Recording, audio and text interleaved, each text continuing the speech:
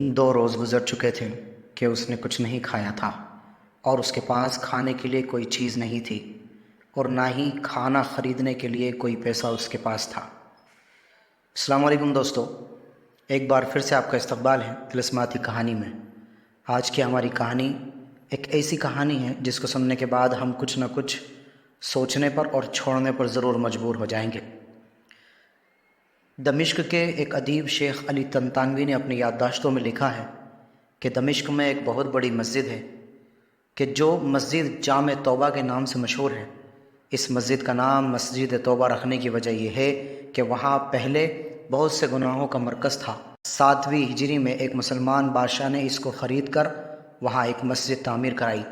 ایک طالب علم کہ جو بہت زیادہ غریب اور عزت نفس میں مشہور تھا، وہ اسی مسجد کے ایک کمرے میں ساکن تھا، اور 2 روز گزر چکے تھے کہ اس نے کچھ نہیں کھایا تھا اور اس کے پاس کھانے کے لیے کوئی چیز نہیں تھی اور نہ ہی کھانا خریدنے کے لیے کوئی پیسہ اس کے پاس تھا۔ تیسرے روز بھوک کی شدت سے اس نے احساس کیا کہ وہ مرنے کے قریب ہے۔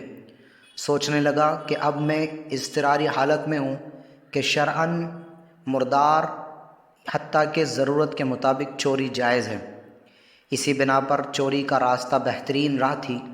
شیخ طنطاوی کہتے ہیں، یہ سچا واقعہ ہے اور میں ان لوگوں کو اچھی طرح جانتا ہوں اور اس واقعے کی تفصیل سے آگاہ ہوں، اور میں صرف حکایت بیان کروں گا، نہ حکم نہ ہی فیصلہ۔ یہ مسجد ایک قدیم محلے میں واقع ہے اور وہاں تمام مکانات قدیمی طور پر اس طرح بنے ہوئے ہیں کہ ایک دوسرے کی چھتیں آپس میں ملی ہوئی ہیں اور چھتوں سے ہی سارے محلے میں جایا جا سکتا ہے۔ یہ جوان مسجد کی چھت پر گیا اور وہاں سے محلے کے گھروں کی طرف چل دیا۔ پہلے گھر میں پہنچا تو دیکھا وہاں کچھ خواتین ہیں، تو سر جھکا کر وہاں سے چلا گیا۔ بعد والے گھر پہنچا تو دیکھا گھر خالی ہے، لیکن اس گھر سے کھانے کی خوشبو آ رہی ہے۔ بھوک کی شدت میں جب کھانے کی خوشبو اس کے دماغ میں پہنچی تو آنن فانن اس خوشبو نے اس کو اپنی طرف کھینچ لیا۔ یہ مکان ایک منزل تھا، چھت سے بالکنی اور پھر وہاں سے صحن میں کود گیا۔ فوراً باورچی خانے میں پہنچا، دیگچی کا ڈھکن اٹھایا تو اس میں بھرے ہوئے بیگن کا سالن تھا۔ ایک بیگن اٹھایا، بھوک کی شدت سے سالن کے گرم ہونے کی بھی پرواہ نہیں کی۔ بیگن کو دانتوں سے کاٹا اور جیسے ہی نگلنا چاہا تو اسی وقت عقل اپنی جگہ واپس آ گئی اور اس کا ایمان جاگ گیا۔ اپنے آپ سے کہنے لگا، خدا کی پناہ، میں طالب علم ہوں، لوگوں کے گھر میں گھسوں اور چوری کروں؟ اپنے اس فعل پر شرم آ گئی، پشیمان ہوا اور استغفار کیا، اور پھر بیگن کو واپس دیگچی میں رکھ دیا اور جیسے آیا تھا ویسے ہی واپس لوٹ گیا اور مسجد میں داخل ہو کر شیخ کے حلقہ درس میں حاضر ہوا۔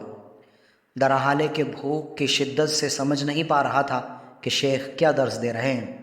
جب شیخ درس سے فارغ ہوئے اور لوگ بھی متفرق ہو گئے تو ایک خاتون مکمل حجاب میں وہاں آئی۔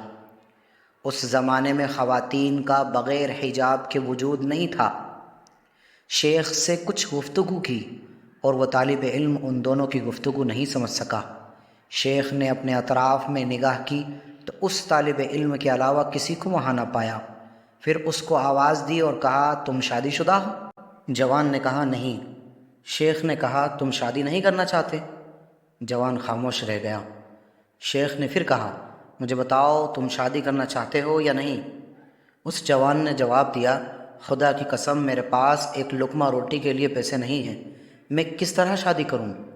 شیخ نے کہا، یہ خاتون آئی ہے، اس نے مجھے بتایا ہے کہ اس کا شوہر وفات پا گیا ہے اور اس کا دنیا میں سوائے ایک ضعیف چچا کے کوئی عزیز و رشتہ دار نہیں ہے۔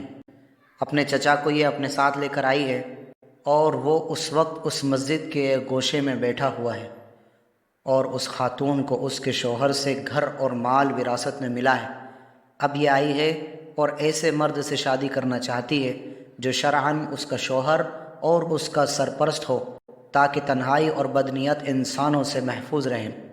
کیا تم اس سے شادی کرو گے؟ جوان نے کہا، ہاں۔ اور پھر اس خاتون سے پوچھا کہ تم اس کو اپنے شوہر کے طور پر قبول کرتی ہو؟ اس نے بھی مثبت جواب دیا۔ شیخ نے اس خاتون کے چچا اور 2 گواہوں کو بلا کر ان دونوں کا نکاح پڑھ دیا اور اس طالب علم کے بجائے خود اس خاتون کا مہر ادا کیا، اور پھر اس خاتون سے کہا اپنے شوہر کا ہاتھ تھام لو۔